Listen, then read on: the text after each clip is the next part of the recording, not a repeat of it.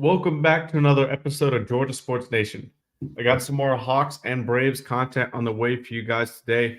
We're going to be talking about the Hawks' recent run, 6-1 in their last 7 games, playing well. Jalen Johnson returns to the lineup 2 games ago. Struggles a bit in Chicago, but then has his first career triple-double, tying his career high with 28 points last night against the Detroit Pistons in a crazy game. Malachi Flynn, 50 points in that game, but the Hawks were able to overcome it and still come out with the win. And then you also have the Hawks in general just dealing with still a ton of injuries. Going to give a bit of an injury update, see who's on the up as far as coming back, and then who's still maybe is like a week or two away. For Braves, they have started playing. We're going to be recapping some Braves games again on the show. Excited to say that once again. Talking about the series win in Philly and the series split in Chicago on the south side against the White Sox. The third game of that series was canceled, postponed. So it was only a 2-game series, and then previewing the series against the Diamondbacks starting tomorrow at the end of the show. But without further ado, let's get into it. So the Atlanta Hawks, 6-1 in their last 7 games. We know that Trae Young has been out. We know that Onyeka Okongwu has still been out, and those really are still the 2 guys that need to come back. Onyeka is, in my opinion, seems like he's a little bit further away returning than Trae Young. That reevaluation date is only with 3 or 4 days left in the regular season, so that's not too promising. And then for Trae, I don't know. I don't think he'll come back this week. Maybe a possibility of next week, which is when the season ends. But if I had to put it in most likely, I don't think either of them will come back as far as in full shape at the regular season. The Hawks did clinch a spot in the play-in last night with a win over Detroit, so maybe you'll see them back for that play-in game, but hopefully sooner rather than later. But over this stretch of games, you've really seen the Hawks play well on defense. Obviously, offensively, it's been a little bit up and down. DeJounte Murray with an absolute incredible month of March. I thought he was should have won Player of the Month. He did win Player of the Week last week for the Eastern Conference, but Jalen Brunson ended up taking home Player of the Month.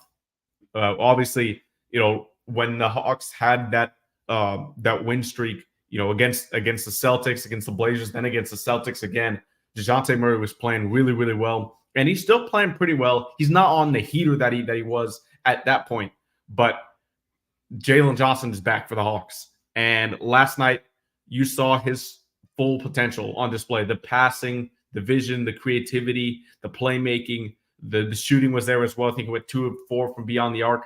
28 points, a career high 11 assists. I believe he added 14 rebounds and 4 steals to that as well. So just a monster stat line from Jalen Johnson in just, his second game back.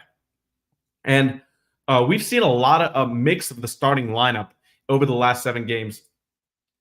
Before Jalen came back, we know that DeAndre Hunter and Vit Krejci were starting, but Quinn Snyder elects to start Jalen Johnson over Vit Krejci, and I think this is the right choice. Obviously, Hunter is the better player than Vit, but something that Vit provided when he was in the starting lineup with Jalen sidelined was that secondary playmaker outside of DeJounte Murray. Bogey did handle the rock a lot, and he can make plays as well, but Vit is more that true playmaker, passer rather than the scoring type that Bogey is.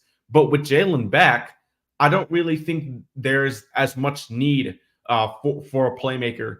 There's more need for shooting, and DeAndre Hunter has been shooting the 3 ball especially well over the last few games. 4 out of the last 8 games, he shot above or at least 40% from 3. Also had 4 20-point games in his last 8. So he's been playing really well, and Quinn Snyder's rewarding him with starting.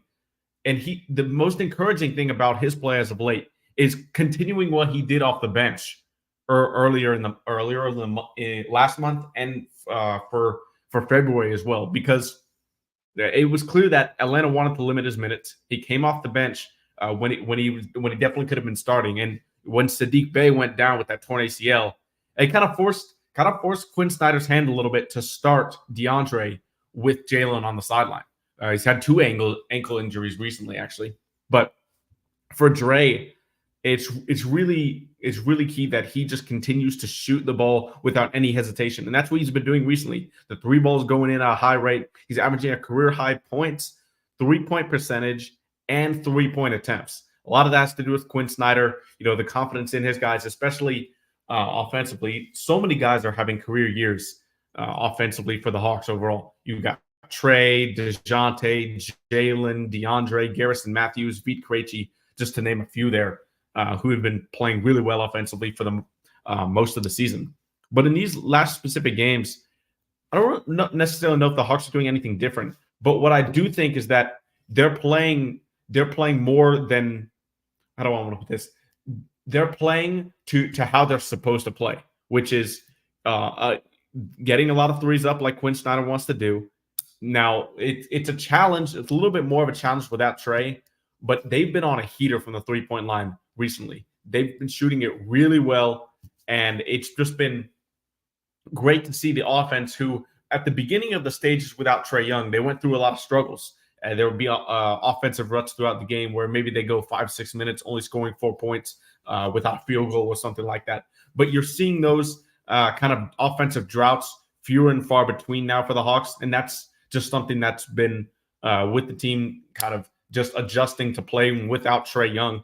And when he comes back, hopefully he does in the regular season, it'll be interesting to see if that still is the case. Obviously, the team I don't think is better without Trae Young. So it's gonna be interesting to see how they can if they can still kind of if they can continue their success as of late.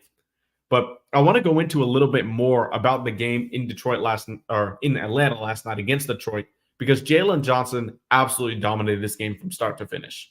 You saw in the Chicago game, he hit his first 3 shots, but then struggled the rest of the game. He had one of his next 9, finishing 4 of 12 from the field for 11 points.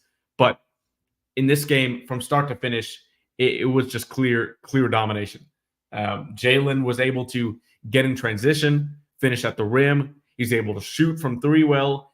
And the passing on display last night was one of his best games of his career in that regard. Definitely a career high in assists there.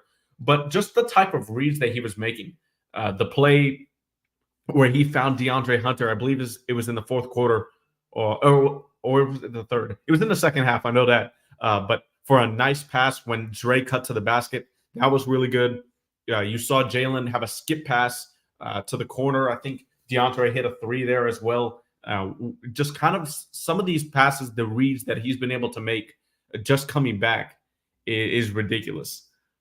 But yeah, Frank, I was gonna talk about this for a few minutes here, because Malachi Flynn, yes, Malachi Flynn, his season high this year was 17, and he scores 50 points. The Hawks get the win. That's the most important thing. But I don't know how man, he made everything. I think he was 18 of 25 from the field. Yes, he was 18 of 25 from the field, 5 of 9 from deep, and 9 of 12 from the free throw line. But the thing that kind of worries me the most about how Flynn got his points were from the free throw line. Normally, he's a guy that doesn't like to attack the rim a lot. He's more of a catch and shoot or shoot it off the dribble type of a 3-point shooter. But the way he was able to get to the rim and attack the middle of the floor is a little worrying for the future games for the Hawks. DeJounte Murray and Kobe Buffkin really had trouble keeping him out of the lane and he played a lot of minutes, obviously 34 minutes. Monty left him in the game because he was cooking there. But yeah, just a strange game for sure against the Pistons. I didn't really understand. I don't really understand how the Hawks were trying to defend him. It just looked like they weren't trying to stop him. Now, obviously, he did make some plays, and Quinn Snyder said in his post-game conference they try to be more aggressive with him in the second half. But credit to him, he made a lot of plays. And yeah, I do agree with that. But I think, especially in that first half, the defense was very lackluster on him, and he was just able to get it going. And when you have a player who's not going to really play that much with that much confidence, especially going into the second half when they scored 17 points, they're like, okay, this can become a 30-piece for me off the bench. And then they kept going. It's a 40. And then before you know it, off a steal to make the game just a 5-point lead for the Hawks, he gets the layup and it's 50 points. So it can snowball in a hurry there, and that's how it did for Flynn. I thought the late game execution for the Hawks in this game was pretty poor. After that turnover that led to Flynn's layup, they kind of settled down, no more turnovers, took care of the game at the free throw line. But before that, the game should not have been close down the stretch. The Hawks took a double-digit lead with 3 minutes to go, and after that, they had a couple turnovers, and they weren't able to get organized offensively. So against a young team like the Pistons, you only give them that confidence to try to come back into this game. And credit to Detroit, they stayed in the game. They never really waved a white flag, and they stayed in the game all along pretty much. The Hawks got up double digits, sir, for the most part in the game, but the Pistons never lied down. If rim protection is a concern, then today versus my Mavs, you can give a better picture since we're winning by scoring the paint a lot. Okay, yeah. I think honestly, the rim protection for the Hawks is pretty good as far as Capella and Okongwu. I think Bruno really Okongwu's out. I think Bruno really struggled last game, so hopefully he has a better night. But I think it's more about the perimeter defense and keeping guys in front of them, because obviously, having a great shot blocker, you guys have a great shot blocker there, and Daniel Gafford, who's been playing great since he came over. But that's like a last resort almost, in my opinion. It all starts with the perimeter defense, keeping your guy out of the paint for so many drives. And I think that's what the Hawks struggled with against just Flynn really last night. Jaden Ivey had a really bad night. He only shot 4 of 13 from the field. No, he did shoot 3 of 15. Marcus Sasser was 4 of 13. Jalen Duren and Sasser had 11. But other than that, nobody was in double digits except for Flynn, obviously, with his 50-point performance. So the Hawks were able to limit everybody else. But hopefully, with two talented guys like Luka and Kyrie, they're able to play better defense. I imagine tonight you'll see DeAndre Hunter guarding Luka Doncic. He's had pretty good success against Luka in the past. If you look at kind of the efficiency numbers, he hasn't shot well when DeAndre Hunter has played. Dre did not play in the last matchup at State Farm Arena when Luka went for that. I think it was 73 points. But I don't think the Hawks will double either Luka or Kyrie. I just don't think they're athletic enough to kind of hedge and recover there and kind of rotate. But two, Dre has just defended Luka well, like I said before. So I don't think there's a need to kind of send two bodies there unless things are going haywire way too quickly here. But it'll be a fun game for sure against the Mavericks. I wish Dre was playing. Obviously, the Trey versus Luka battles are fun to watch, but obviously he's not going to be playing in this game. We got more updates for the Hawks on injuries. AJ Griffin as well. He's been out with a high ankle sprain. He's going to be reevaluated in that. Well, now it's 5 days, but it was 7 to 10 days when they sent that update. So it doesn't look particularly good for AJ as far as returning, and that's pretty much the same reevaluation date that Onyeka Okongwu got, and that's the big key word, right? Evaluation, a reevaluation. That does not necessarily mean that they're going to come back right then. And with 4 days left in the season, which is Onyeka's reevaluation date, I don't see how there's a great chance that he's going to be returning this season. So Bruno has stepped up as of late. Had that bad game last night, but he's had a good run recently, and hopefully he can get back to that tonight versus the Dallas Mavericks. Because I think, Frank, you can correct me if I'm wrong, y'all have been playing a lot of small ball center since Derek Lively's been out. I think PJ Washington has played in that center position some off the bench. Even though he does start with Gafford kind of staggering those two. So if Bruno does indeed guard PJ Washington as a small ball center, he's going to have to step out to the three-point line, but also more offensively. I do want to see Bruno kind of take charge and use his physicality, because he's stronger and taller than PJ Washington in the paint there. He should be able to really use his physicality to dominate offensively. And Maxi Kleber as well. He can shoot the three as well. So Bruno's going to have his hands full on the perimeter tonight if that is the case. But yeah, so really, I mean, the Hawks just continue to play pretty well despite the injuries. Obviously, Sadiq Bey, who I haven't really mentioned, going down with that torn ACL is just terrible for him. Contract year, and he was really improving defensively before he got injured. So it just sucks to see him go down like that. But guys have stepped up. Vit Krejci, you've seen him. Now the Hawks are going to need to make a decision before the play-in. They clinched the play-in spot last night against Detroit. It looks like they're going to be the 9th or the 10th seed. Right now, they're tied with Chicago for the 9th seed, but the Bulls have the tiebreaker, so they hold that 9th spot and the power to kind of host that play-in game for the first round. But they're going to have to make a decision on Vit Krejci. He can't play in the playoffs right now because he's on a two-way. They need to transfer him to an NBA contract, NBA standard contract, to be able to for eligibility for the postseason. Now, to do that, the Hawks have to cut somebody, and it can't be on a two-way. Now, do you look at Bruno? Do you look at Trent Forrest? Maybe Garrison Matthews, although I don't really think so. But to me, those are the only three candidates that if Quinn and Landry and the Hawks want Vit Krejci to play in the playoffs, they need to do that. They need to make a hard decision there to cut one of those guys. But if they don't, Vit Krejci can't play in the playoffs. And I think, in my opinion, Trent Forrest makes the most sense. And I don't want to knock Trent here, but since the organization believes so highly in Kobe Buffkin, and he's been playing the backup point guard minutes when he's been in there healthy, you've got the necessary manpower there for a backup point guard in Buffkin. So that makes Trent Forrest a little bit expendable there. But Garrison Matthews, right now, he's been the sixth man with Trey out, coming off the bench, replacing Bogey pretty early. Same with Jalen Johnson. And then for Wesley Matthews, he kind of fits that defensive stopper role where you bring him in certain matchups that he can use his physicality and that veteran presence. He's found a role. And there's not any other guys on the roster that really do that. So, yeah, I think Trent Forrest, if they want to play Vit Krejci, has to be the way to go there.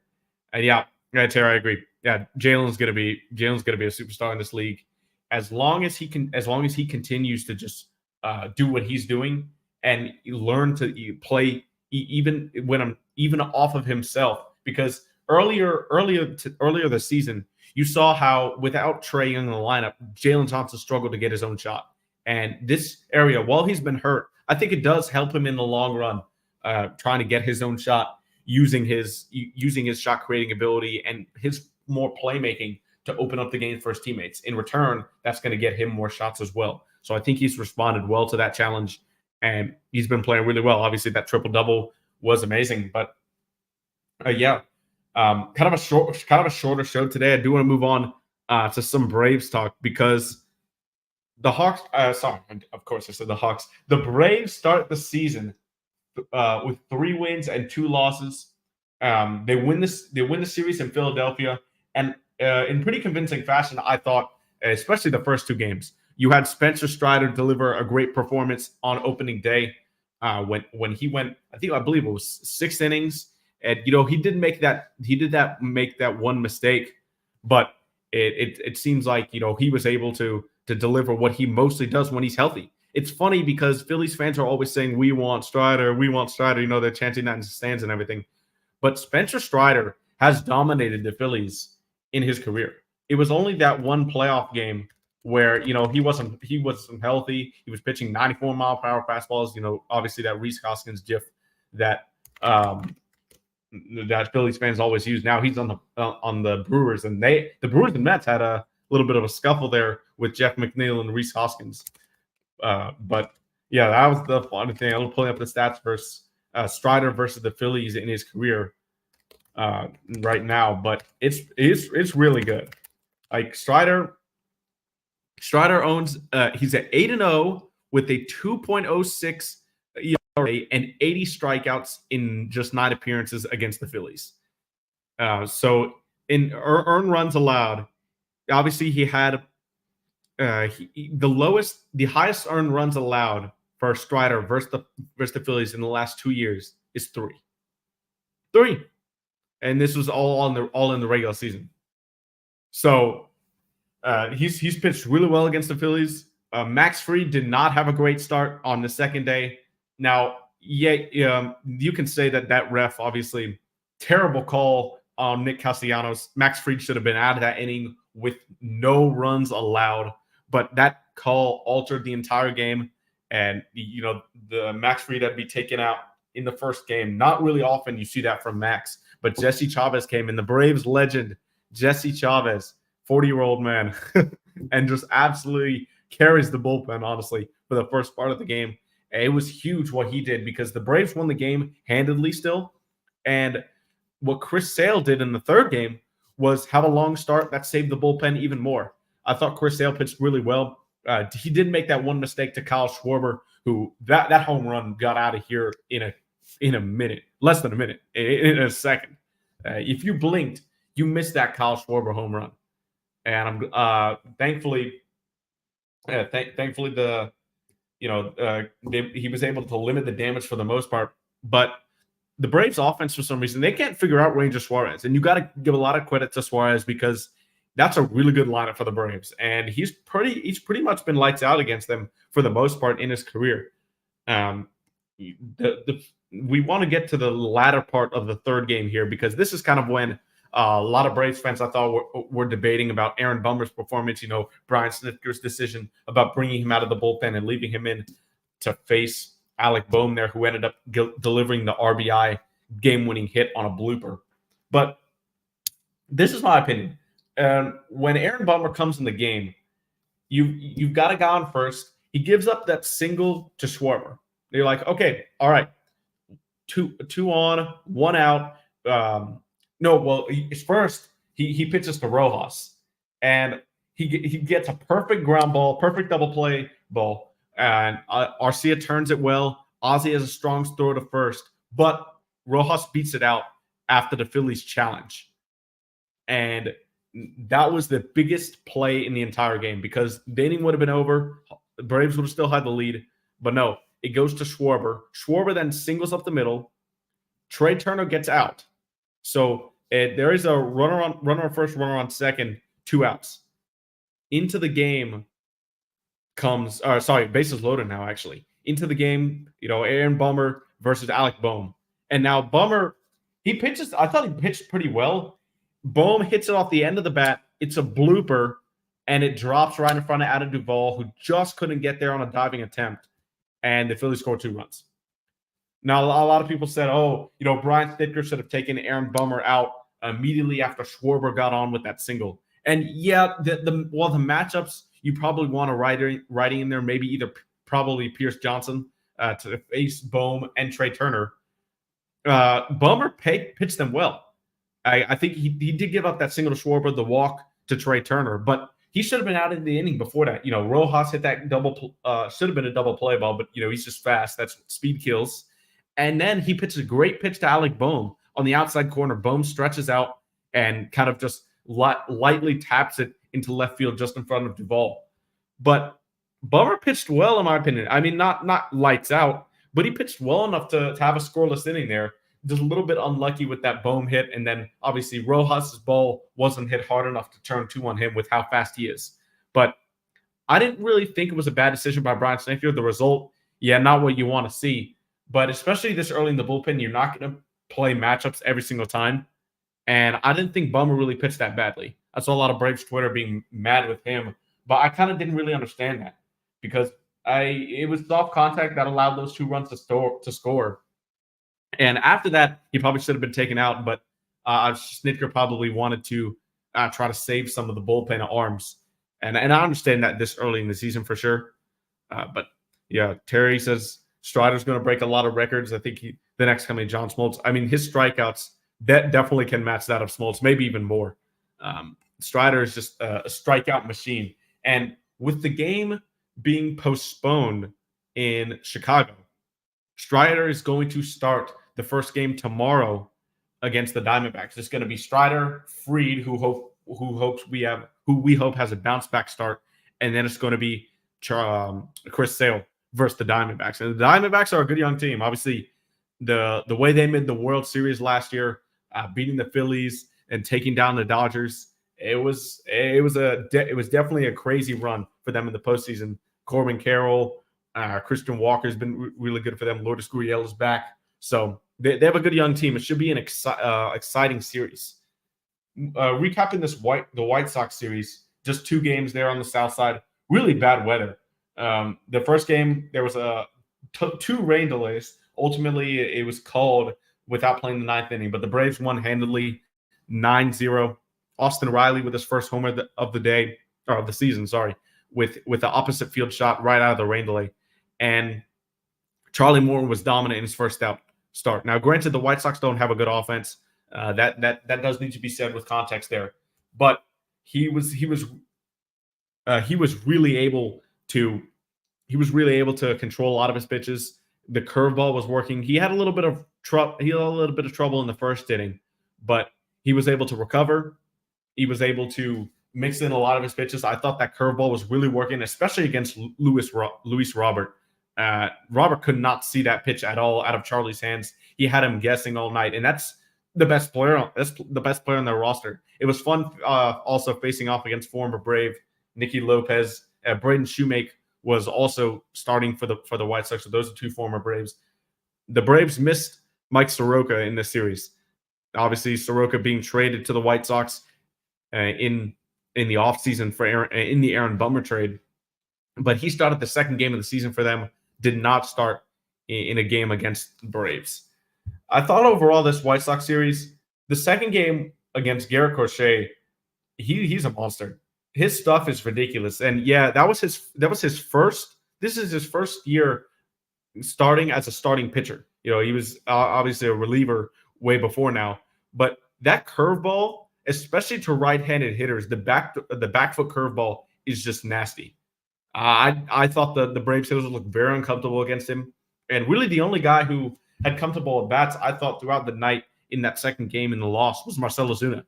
He hit 2 homers there and got the lead down to 1. The Braves put up a fight in the last inning against Michael Kopech. The bases loaded, Travis D'Arnaud comes out, but he pops up to end the game. I thought the way that the White Sox got the runs, obviously Paul DeJong, a homer, credit to him, as he got a good pitch to hit and he delivered. But Andrew Vaughn and Gavin Sheets, both of their RBI hits were just little bloopers that found holes. And the Braves definitely got a little bit unlucky with the batting average in balls in play in that second game. I thought they played well enough to win, but offensively, the biggest thing that you look at if you're the Braves in that second game of the White Sox series is the 8th inning. I think Austin Riley, was it the 7th or 8th inning? It was the 7th inning. Austin Riley comes up with the bases loaded and 1 out, and then grounds into an inning-ending double play. Riley last season struggled with runners in scoring position for a good portion of the year, especially in the first half. Hopefully that's not what we see for the first half of this season, but it's not a good sign the way he hasn't been able to hit with runners in scoring position lately. He did have that home run with runners on the corners and 2 outs right after the rain delay, but then the next day comes back and grounds into that double play. That kind of destroyed any momentum the Braves would have had going into the later innings, and it wasn't that great of a look for him. But overall, I think we've seen the team that we expected to see. Well, actually, I wanted to get to one more thing about the pitching before we kind of go on to more overarching stuff. Ronaldo Lopez looked really good in his debut for the Braves.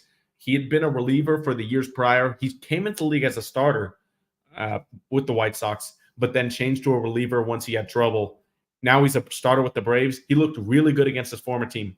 The curveball was working. The fastball to lefties up and in was definitely located really well throughout the night. I thought that the velocity, he has 97, 98 in the tank, even 99, but he didn't stay there throughout the entire game. He was more controlled, about 94, 95.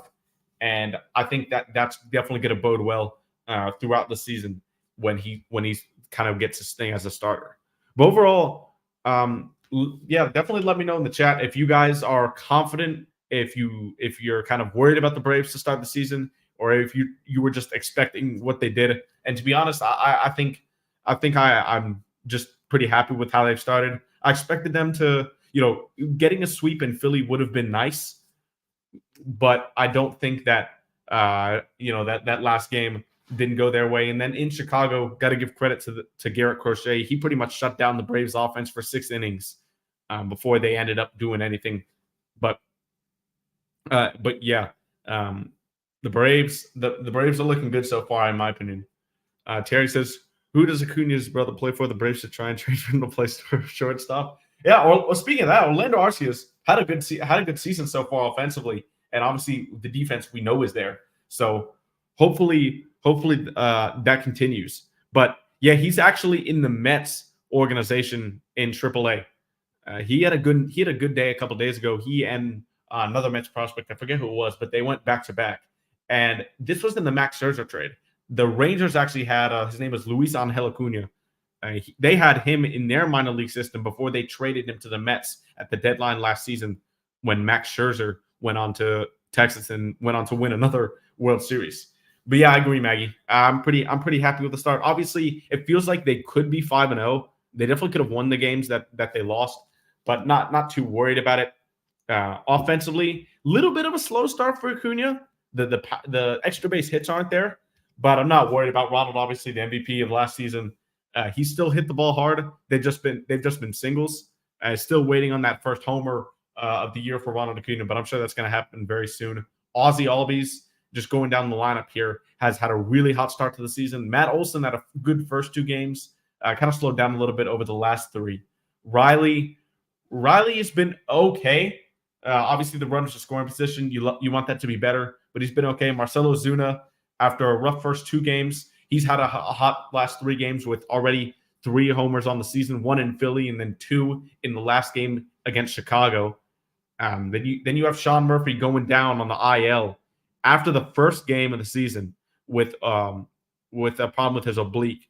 And especially for catchers, you want that to heal up completely. That was the problem that Spencer Strider was dealing with in the season in 2 postseasons ago when he made that start when he was injured.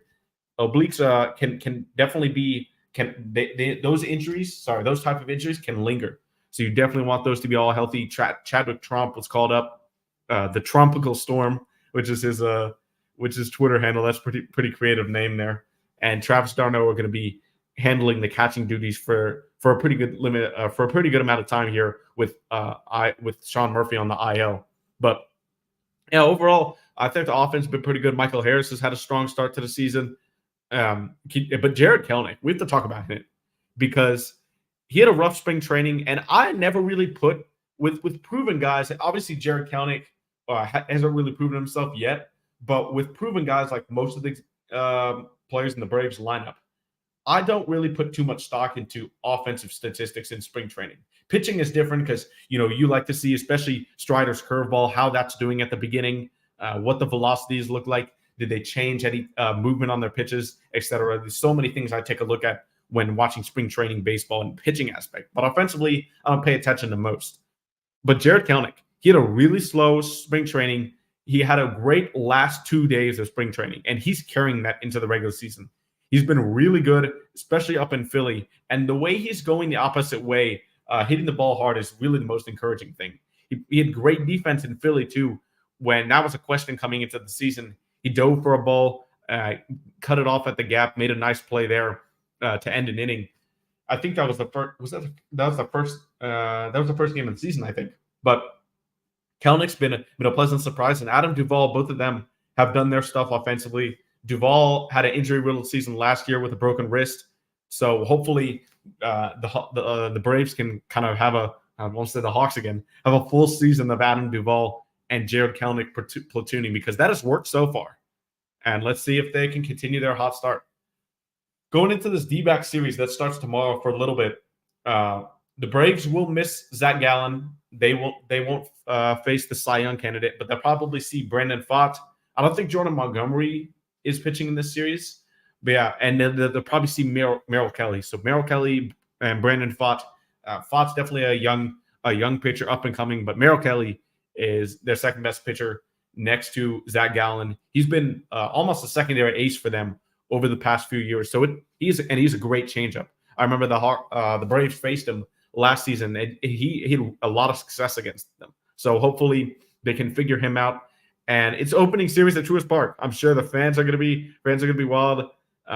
It's going to be a great time to catch a ball game because the weather's still not that hot, and it's looking like not too much rain here in the forecast for Atlanta over the next few days. So going to be a great series, and baseball returns to Atlanta. An exciting time if you're a sports fan for sure. April in the ATL, as they call it. You got Atlanta United, you got the Atlanta Hawks, you got the Atlanta Braves, all going at the same time. And the postseason for the Hawks is right around the corner. So they're going to play in the play-in. Hopefully they do well in the play-in and get ready to go something in the playoffs, because you never know. With how this team's playing right now, it just matters when you get hot. We saw that in baseball. And when you get hot, like the Miami Heat did, you can make a run. And so let's see if the Hawks can do the same. With that, that's going to do it for this episode of Georgia Sports Nation. Thank y'all for tuning in. We'll be back next week, roughly around the same time on Thursday. And if you're on YouTube, don't forget to like, comment, and subscribe. And we'll see you guys next time. Peace.